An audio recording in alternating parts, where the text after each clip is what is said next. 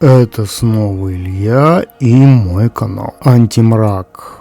В этом видео я бы хотел проанализировать мои мотивы в создании контента для Ютуба. Я решил это сделать потому, что хотелось бы дать пищу для размышлений другим людям по поводу анализа их собственных действий. Например, я создал канал на Ютубе не потому, что канал как таковой был для меня целью, и у меня не было основной цели заработка как первостепенные цели, да и в принципе нету цели заработка. И потому что канал для меня является средством распространения мысли и через ее публикацию, так же как в стародавние времена средством распространения были книги, от продажи которых их авторы получали деньги. Ну а я решил использовать современные технологии для этой цели. Но я использую YouTube как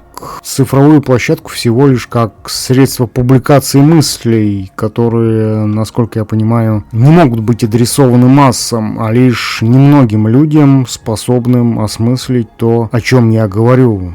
На самом деле мне не нужны просмотры как некое статистическое мерило результата, как эффект от моего контента. Я вещаю на русскоязычную аудиторию, где мой контент в принципе не может возыметь социальный эффект по причине идеологической детерминации этой аудитории. Есть лишь крайнее меньшинство, выражающее конструктивную реакцию на мои видео. И я не хочу, чтобы у слушателей складывалось бы ложное представление о намерении выкладывания мной контента в общий доступ. То есть мне не хочется, чтобы человек руководствовался сиюминутным порывом, подписываясь на меня, а потом отписывался бы, потому что текущее видео, по причине того, что текущее видео его чем-то не устроило. И в этом смысле мне не нужна лишняя аудитория просто как некий статичный балласт, как статистический показатель моего канала, потому что для меня-то статистика не имеет особого значения. Статистика как таковая мне ни о чем не говорит. Для меня важно качество реакции в виде комментариев, потому что такие комментарии мотивируют меня оформлять мысль в видеоформат для Ютуба. На самом деле я не хочу, чтобы на мой канал люди зря тратили свое время. Я не хочу,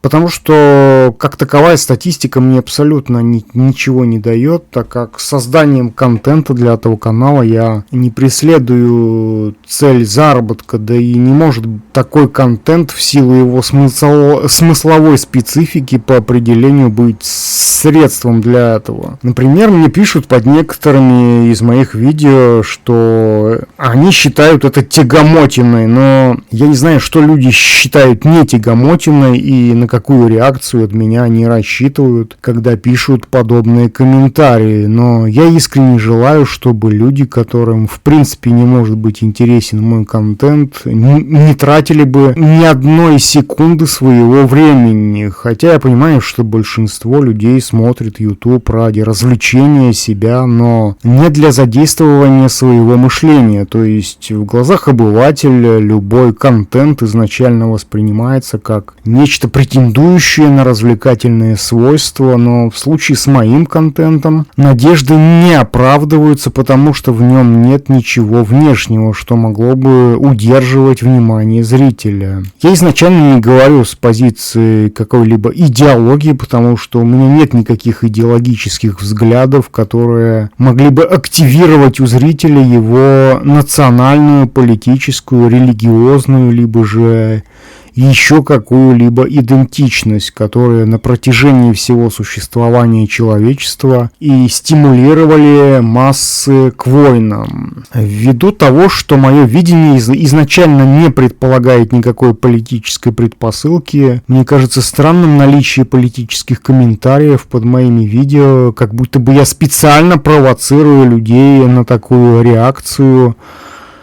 Хотя я, наоборот, всячески пытаюсь избежать такой политической дискуссии и всячески демонстрирую то, что такая дискуссия на моем канале недопустима. И для меня такая реакция людей объясняется просто так, как люди являются носителями культа национально-политической идентичности. Они жаждут видеть материалы, которые способствовали бы их укреплению в этой своей мнимой идентичности, обусловленной информационной средой, в которой они живут. То есть человек существует инертно, добровольно становясь заложником идеи своей мнимой национальной идентичности.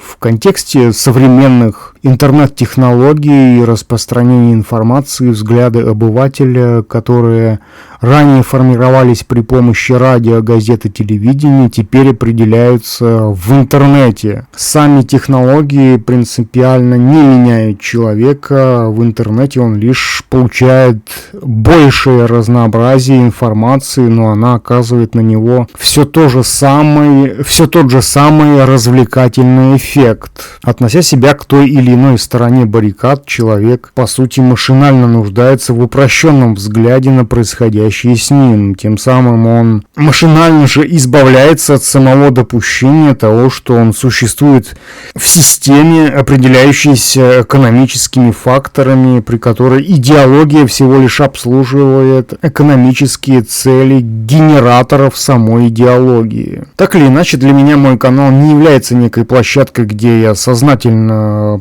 продвигал бы некую идеологию, потому как я рассматриваю те или иные процессы с позиции исследования причинно-следственных связей и в их проявлении, а не с позиции моего сознательного или несознательного политического самопозиционирования. Хотя я понимаю, что есть блогеры, имитирующие свои политические взгляды ради пополнения своей аудитории и последующего заработка на ней. Лично у меня нет цели заработка, потому что изначальный мотив — это стремление поделиться мыслью, которая никак не может быть связана с моей идейной предвзятостью просто по причине того, что это мысль в чистом виде, которая исключает всякую идеологическую предвзятость. Я работаю на наемной работе по своей единственной профессии, которая у меня есть, и для меня это единственный способ получения дохода. Канал же на Ютубе — это своего рода выражение моей потребности в конструктивной коммуникации с представителями моей аудитории через дискуссию по поводу того, о чем я говорю в своих видео. В том случае, если для этой аудитории важно и интересно то, о чем я говорю. То есть меня сильно мотивирует сам фактор такой конструктивной коммуникации, но изначально мотивом была потребность поделиться мыслью с другими людьми. Это не означает, что я себя считаю носителем некой истины, потому что истины как таковой не существует, и это слово не означает ничего конкретного. Просто большинству людей свойственно машинально опираться на веру. Они хотят видеть предопределенность своего существования. Например, тем же самым так называемым верующим людям удобно думать, что некий бог их уберегает от различного рода неприятностей, но я не питаю людей подобными иллюзиями, хотя финансовой верхушке такие люди очень удобны, просто потому что их можно легко натаскивать на любой идеологический тренд.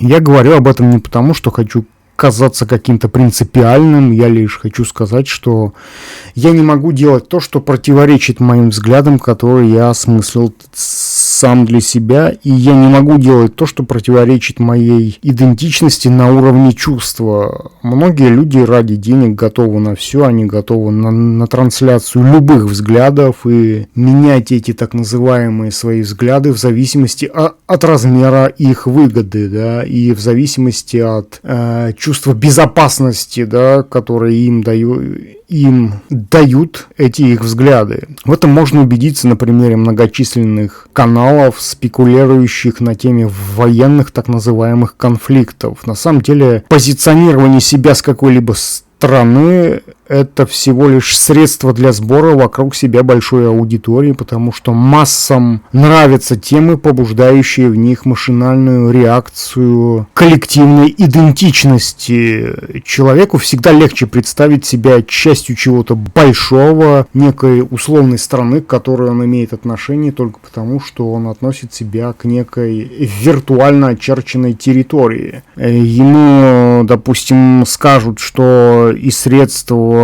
массовой информации о том, что он себя представляет как нечто великое только потому, что он относится к этой виртуально очерченной территории. Всего доброго. Спасибо за внимание.